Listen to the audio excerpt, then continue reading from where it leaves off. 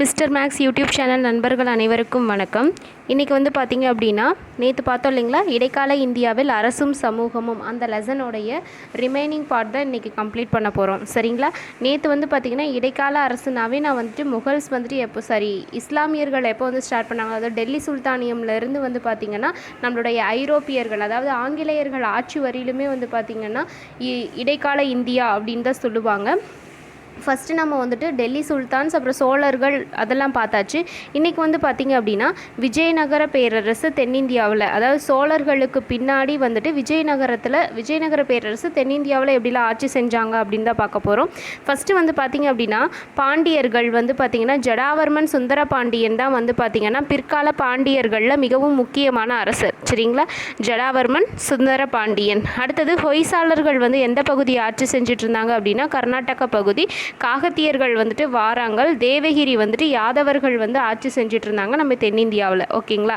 அடுத்தது விஜயநகர பேரரசு எப்படி தோற்றுவிச்சாங்க, யார் யார் முதல் பகுதியில் வந்தாங்கன்னு பார்க்கலாம். விஜயநகர பேரரசை தோற்றுவித்தது வந்து பார்த்திங்கன்னா ஹரிஹரர் மற்றும் புக்கர். சரிங்களா? விஜயநகர பேரரசு தோற்றுவிச்சது ஹரிஹரர் மற்றும் புக்கர் 1336 எங்கே அப்படின்னு பார்த்தோம்னா துங்கபத்ரா நதிக்கரையில் வந்துட்டு தான் வந்து பார்த்திங்கன்னா தோற்றுவிச்சிருப்பாங்க. விஜயநகர் பேரரசு அப்படின்னா, விஜயநகர் அப்படின்னா வெற்றியின் நகரம் அப்படின்னு சொல்லுவாங்க. இதில் 4 முக்கியமான வம்சங்கள் இருக்குது. என்னென்ன வம்சங்கள்? சங்கம, சாளுவ, துளுவ, ஆரவீடு. இல்லை, சங்கம வம்சத்தை தோற்றுவித்தது தான் வந்து பார்த்திங்கன்னா ஹரிஹரர் மற்றும் புக்கர். சரிங்களா? இந்த ஹரிஹரர் மற்றும் புக்கரில் வந்து இவங்க சங்கம வம்சத்தில் மிகவும் முக்கியமான பாயிண்ட்ஸ் என்ன அப்படின்னு பார்த்தோம்னா, இந்த முதலாம் புக்கருடைய மகன் தான் குமார கம்பண்ணா. சரிங்களா? அந்த குமார கம்பண்ணா வந்து பார்த்தீங்க அப்படின்னா நாயக்க அரசை வந்துட்டு தோற்றுவிச்சிருப்பார். மதுரை சுல்தானுக்கு முற்றுப்புள்ளி வச்சு நாயக்க அரசு தோற்றுவித்தவர் யார் அப்படின்னா குமார கம்பண்ணா. இவங்களுடைய மனைவி தான் கங்காதேவி. இவங்க எழுதிய நூல் தான் மதுரா விஜயம். மதுரா விஜயம் அப்படின்னா ஒன்றும் இல்லை, மதுரையை அவங்க எப்படி வெற்றி பெற்றாங்க, கைப்பற்றினாங்க அப்படின்ற நூல் தான், அதை பற்றின வரலாறை கூறும் நூல் தான் மதுரா விஜயம். இந்த கொஷின் ஏற்கனவே கேட்டிருக்காங்க. மதுரா விஜயம் நூலை எழுதியது யாருன்னு கேட்டிருக்காங்க. அது வந்து பார்த்திங்க அப்படின்னா கங்காதேவி. அவங்க குமார கம்பண்ணாவினுடைய மனைவி தான் கங்காதேவி. ஓகேங்களா? அடுத்தது வந்து பார்த்திங்கன்னா இந்த சங்கமா வம்சத்தினுடைய மிகவும் புகழ்பெற்ற தலைசிறந்த அரசர் யாருன்னா இரண்டாம் தேவராயர். நெக்ஸ்ட் வந்து பார்த்திங்கன்னா சாளுவ வம்சம். சாளுவ வம்சத்தை தோற்றுவித்தவர் யார் அப்படின்னா சாளுவ நரசிம்மர். இவர் வந்து பார்த்திங்க அப்படின்னா நம்மளுடைய சங்கம வம்சத்தினுடைய கடைசி அரசரான இரண்டாம் விருபாக்கிரையாயர் அப்படின்றவரை தோற்கடிச்சிட்டு சாளுவ வம்சத்தை தோற்றுவிச்சிருப்பார். இவர் சாளுவ வம்சத்தில் இவர் தான் கடைசி அரசரும், இவர் தான் முதல் அரசரும் கூட. இவரோட இறப்புக்கு அப்புறமே வந்து பார்த்திங்கன்னா வேற ஒரு வம்சமான துளுவ வம்சம் வந்து ஸ்டார்ட் ஆயிருக்கும். அந்த துளுவ வம்சத்தை தோற்றுவித்தவர் யார் அப்படின்னு பார்த்தோம் அப்படின்னா நரசநாயக்கர். அதாவது நம்மளுடைய சாளுவ வம்சத்தை தோற்றுவித்த சாளுவ நரசிம்மருடைய படை தளபதியே தான் நரசநாயக்கர். இவர் வந்துட்டு அடுத்து துளுவ வம்சத்தை தோற்றுவிச்சிருப்பார். துளுவ வம்சத்தில் மிகவும் முக்கியமான பர்சன் யார் அப்படின்னு பார்த்தோம்னா கிருஷ்ணதேவராயர் தான் வந்து பார்த்திங்கன்னா சிறந்த அரசர் அப்படின்னு சொல்லப்படுறாரு. இவர் எழுதிய மிகவும் புகழ்பெற்ற நூல் வந்து என்ன அப்படின்னா அமுக்த மால்யதா. இது தெலுங்கு மொழியில் எழுதியிருப்பாங்க. இதை தவிர இன்னொரு நூல் எழுதியிருப்பார், ஜாம்பவதி கல்யாணம். அதை வந்து சமஸ்கிருத மொழியில் எழுதியிருப்பார். சரிங்களா? அடுத்தது ஆரவீடு வம்சத்தை தோற்றுவித்தது வந்து பார்த்திங்கன்னா திருமலை தேவராயர். எந்த இடத்துல தோற்றுவிச்சிருப்பாருன்னா சந்திரகிரி. சரிங்களா? இந்த ஆரவீடு வம்சத்தோடு வந்து பார்த்திங்க அப்படின்னா முழுசாக வந்துட்டு விஜயநகர பேரரசு கம்ப்ளீட் ஆகிருக்கும். ஓகேங்களா? அடுத்து வந்து பார்த்திங்கன்னா கிருஷ்ணதேவராயர் இம்பார்ட்டன்ட் பர்சன் உங்களுக்கு தெரியும். இந்த தலைக்கோட்டை போரில் தான் வந்து பார்த்திங்கன்னா விஜயநகர பேரரசு வீழ்ச்சி அடைய ஆரம்பிச்சிருக்கும். அப்போ தலைக்கோட்டை போர் எப்போ அப்படின்னா 1565 தலைக்கோட்டை போர் நடைபெற்றிருக்கும். இந்த தலைக்கோட்டை போருக்கு பிறகு தான் விஜயநகர பேரரசு வீழ்ச்சி அடைய ஆரம்பிச்சிருக்கும். ஓகேங்களா? அடுத்தது நம்ம பார்க்க போகிறது முகல்ஸ் வந்து பார்த்திங்கன்னா 1526 1707 வரை, அதாவது மிக மாபெரும் அரசர்கள்னு கூப்பிடுற அந்த பாபர், அக்பர், ஹுமாயூன், ஜஹாங்கீர், அவுரங்கசீப், ஷாஜஹான், இந்த 6 அரசர்கள் வாழ்ந்த அந்த டைம் ஆட்சி செஞ்சது தான் இந்த 1526 1707 வரையிலும். சரிங்களா? இந்த முகலாய பேரரசை தோற்றுவிச்சது பாபர். எந்த வருடம் அப்படின்னா 1526 முதலாம் பானிபட் போரில் இப்ராஹிம் லோடியை தோற்கடிச்சிட்டு முகலாய பேரரசை வந்து தோற்றுவிச்சிருப்பார். சரிங்களா? இவங்களுடைய ஆட்சி 1857 ஆங்கிலேயர் ஆட்சியினால் முடிவுக்கு வந்திருக்கும். சரிங்களா? அந்த 1707 வரையிலும் அந்த மாபெரும் அரசர்கள் 6 பேர் ஆட்சி செஞ்சது. ஆனால் சின்ன சின்ன சிற்றரசர்களாக வந்து பார்த்திங்கன்னா 1857 வரையிலுமே அவங்க ஆட்சியில் இருந்திருப்பாங்க. அவங்களோட இது முழுசாக எப்போ முடியும்னா ஆங்கிலேயரால் தான் முடிவுக்கு வந்திருக்கும். சரிங்களா? இப்போ முகலாய பேரரசில் மிகவும் முக்கியமானவர் யாருன்னா பாபர், அக்பர், ஷாஜஹான் எல்லாருமே அந்த 6 அரசர்களுமே ரொம்ப ரொம்ப இம்பார்ட்டண்டானவங்க. பாபர் வந்து பார்த்திங்க அப்படின்னா முகலாய அரசை தோற்றுவிச்சவர். இவர் வந்து இவருடைய இயற்பெயர் ஜாகிருதீன் முகமது பாபர் அப்படின்னு சொல்லுவாங்க. ஜாகிருதீன் முகமது பாபர் அப்படின்னு சொல்லுவாங்க. பாபர் தான் முதலாம் பானிபட் போரில் இருந்திருப்பாங்க, சந்தேரி போரில் இருந்திருப்பாங்க, நிறைய பண்ணியிருப்பாங்க. இவருடைய சுயசரிதைக்கு பேர் வந்து பார்த்திங்கன்னா துசுக்கி பாபரி அப்படின்னு சொல்லுவாங்க. சரிங்களா? துசுக்கி பாபரி. இவருக்கு அடுத்தது வந்துட்டு அரண்மனை ஏறினது வந்து பார்த்திங்கன்னா ஹுமாயூன். இவருடைய மூத்த மகனான ஹுமாயூன் வந்துட்டு பதவி ஏறியிருப்பார். இவருக்கு வந்து பார்த்திங்கன்னா 3 சகோதரர்கள் இருப்பாங்க. இவங்க 3 பேரும் அந்த அரச பதவிக்காக வந்துட்டு ஹுமாயூனுக்கு எதிராக போராட்டங்கள் நிறைய பண்ணியிருப்பாங்க. இந்த ஹுமாயூன் வந்து பார்த்திங்க அப்படின்னா மிகவும் புகழ்பெற்று அந்தளவுக்கு வரல. அவர் எவ்வளோ பண்ணாலும் ட்ராபேக்ஸாகவே இருந்துச்சு. இந்த ஹுமாயூனை தோற்கடித்த ஒரு சூர் வம்சத்தை சேர்ந்த ஒரு அரசர் யாருன்னா ஷேர்ஷா. சரிங்களா? ஷேர்ஷா அப்படின்றவரால் இவர் வந்துட்டு சவுசா அப்படின்ற பகுதிகளில் வந்து தோற்கடிச்சிருக்கப்படுவார். ஹுமாயூன் அதுக்கப்புறம் வந்து பார்த்திங்கன்னா தலைமறைவாக இருந்துட்டு மீண்டும் 1555 வந்துட்டு டெல்லியை கைப்பற்றி இருப்பார். சரிங்களா?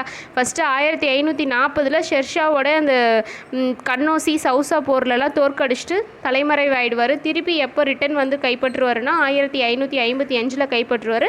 1556 நூலக படிக்கட்டிலேருந்து கீழே விழுந்து இறந்துருவார். இவருக்கு அடுத்தது வந்துட்டு அக்பர் வந்து பதவி ஏற்றிருப்பார்.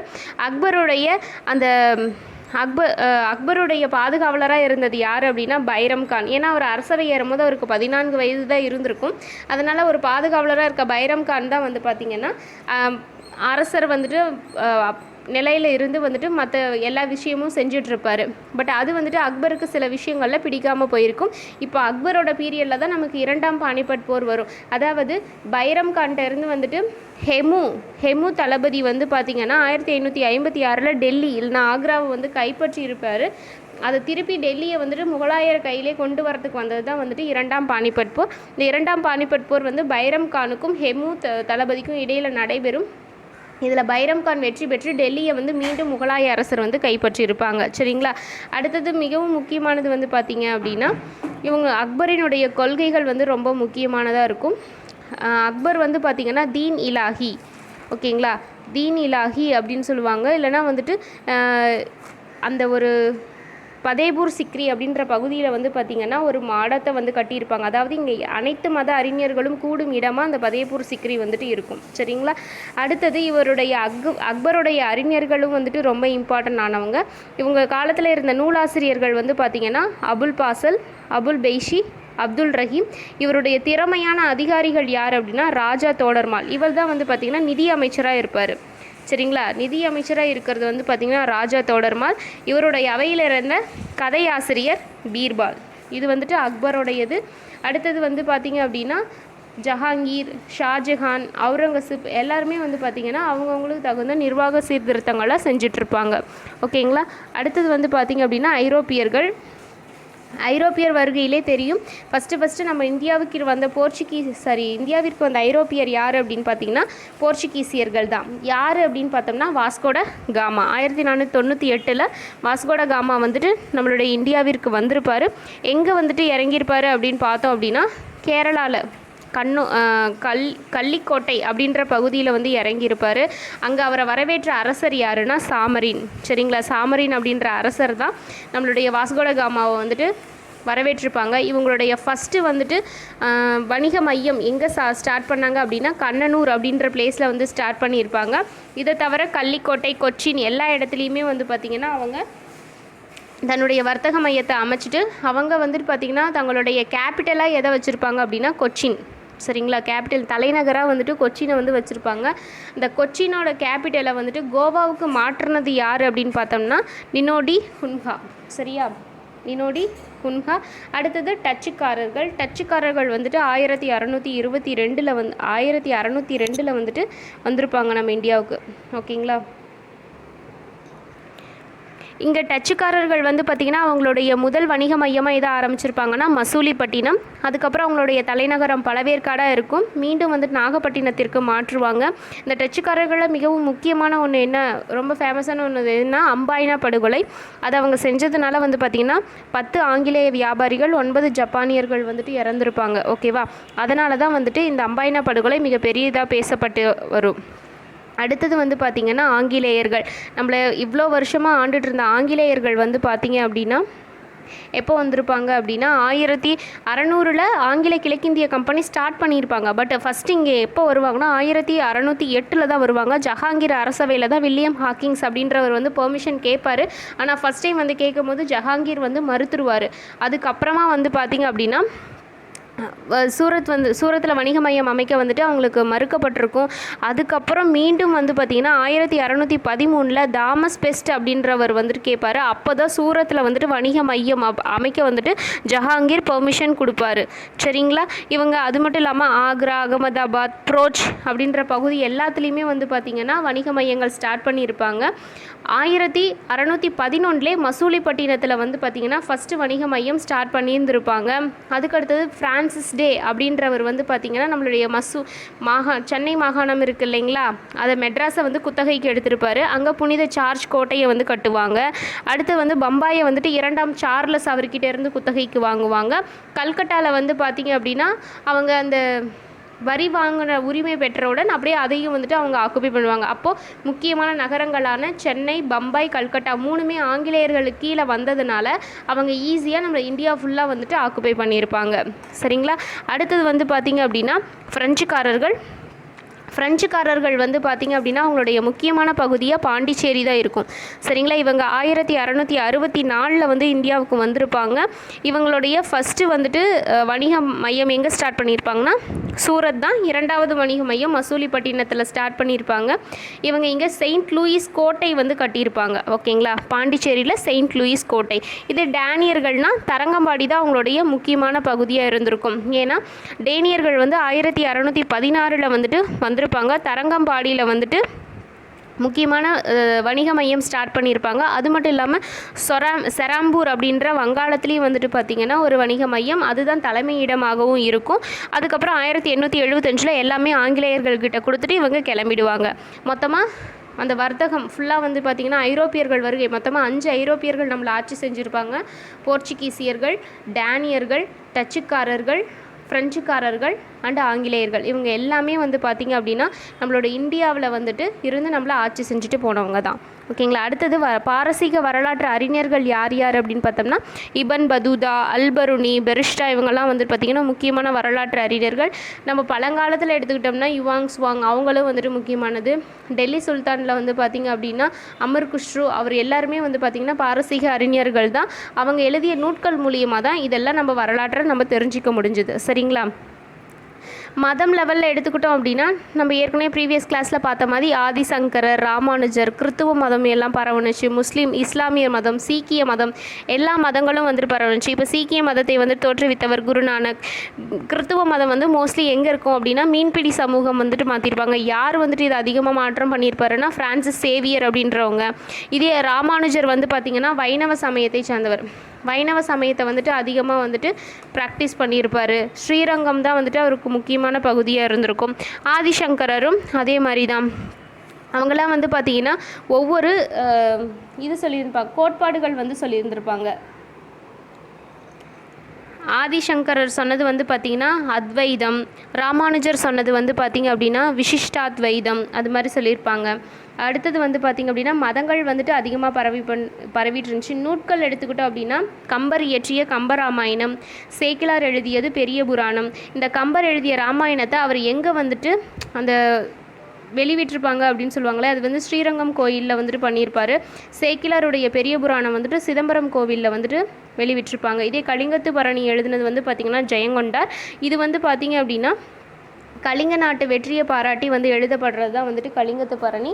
முதலாம் குலோத்துங்க சோழனோட அவையில் இருந்த வந்துட்டு அவருடைய படை தளபதியை வந்து பாராட்டி எழுதியிருப்பாங்க. மூவருலா அப்படின்றத எழுதினது வந்து ஒட்டக்கூத்தர். அதாவது 3 அரசர்களை பற்றின எழுதிய உலா இலக்கியம் தான் மூவருலா. விக்ரம சோழன் உலா, 2ஆம் ராஜராஜன், 2ஆம் குலோத்துங்கன், அவங்க 3 பேர்த்தை பற்றி எழுதினது தான் மூவருலா. சரிங்களா? அடுத்து கலை கட்டிடக்கலைன்னு எடுத்துக்கிட்டோம் அப்படின்னா தஞ்சை பெரிய கோவில் முதலாம் ராஜராஜன் கட்டினது. நமக்கு தெரியும் பிரகதீஸ்வரர் கோவில் நம்ம மிகவும் சிறப்பாக பாராட்டப்படுற ஒரு கோவில். நெக்ஸ்ட் வந்து கங்கை கொண்ட சோழபுரம் கோவில் கங்கை கொண்ட சோழபுரத்தில் இருக்குது. இது வந்து கட்டினது முதலாம் ராஜேந்திரன். ஓகேங்களா? அடுத்தது தாராசுரம் கோவில் இருக்குது. ஐராவதீஸ்வரர் கோவில் அப்படின்னு சொல்லுவாங்க. இது கும்பகோணத்தில் இருக்குது. இதை கட்டினது வந்து பார்த்திங்க அப்படின்னா 2ஆம் ராஜராஜன். சரிங்களா? அடுத்தது மசூதிகள் கோட்டைகள் எல்லாம் வந்துட்டு இஸ்லாமியருக்கு அந்த சைடு வந்து பார்த்திங்கன்னா டெல்லி சுல்தானியம் முகல் ஸ்பீர் எல்லாம் வந்துட்டு நிறையா கட்டியிருக்காங்க. வேளாண்மை எடுத்துக்கிட்டோம் அப்படின்னா நீர் மேலாண்மை வந்துட்டு மிகவும் சிறந்ததாக இருந்திருக்கு. சரிங்களா? நீர் மேலாண்மை வந்துட்டு சிறந்ததாக இருந்திருக்கு. அந்த நீர் இறைக்க பாரசீக சக்கரம்லாம் இவங்க பயன்படுத்திகிட்டு இருந்திருக்காங்க. மிளகு லவங்கம் நறுமண பொருட்கள் வந்து தென்னிந்தியாவினுடைய ஸ்பெஷலாக சொல்லப்படுது. சரிங்களா? மிளகு லவங்கம் நறுமண பொருட்கள். இது துணி உற்பத்தியும் வந்துட்டு இங்கே முக்கியமானது.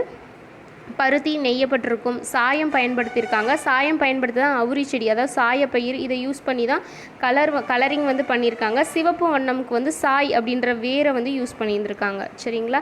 இதில் இன்னுமே வந்துட்டு இதுக்கு முன்னாடி பார்த்தா முகல் பேரரசு ஃபுல்லாக படிக்கிற மாதிரி இருக்கும். டெல்லி சுல்தானியம், விஜயநகர பேரரசு, பாமினி, இது எல்லாமே இடைக்கால அரசில் தான் வரும். நீங்கள் ஒவ்வொரு லெசனாக பார்த்ததை இங்கே கொஞ்சம் கொஞ்சமாக முக்கியமான பாயிண்ட்ஸ் படி கொடுத்துருக்காங்க. சரிங்களா? Okay friends, thank you.